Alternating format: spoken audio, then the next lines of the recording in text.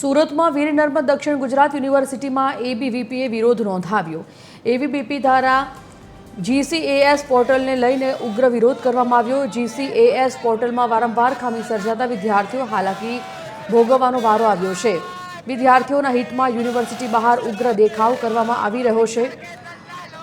સમગ્ર રાજ્યમાં વિદ્યાર્થી સંગઠનો દ્વારા વિરોધ થઈ રહ્યો છે।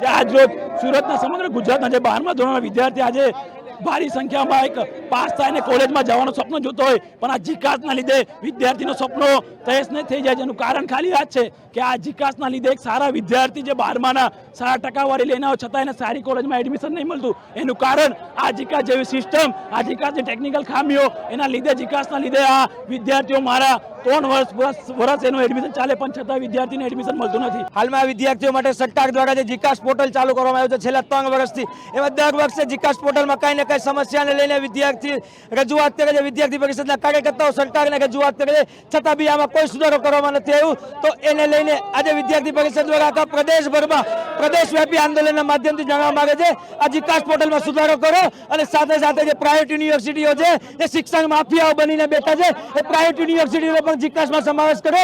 जो तमाराथी समावेश न थतो होय तो बोगस जिकास छे ए जिकासने बंध करी दो केम के जिकास पोर्टलना कारणे दर वखते विद्यार्थीओ भोग बने छे।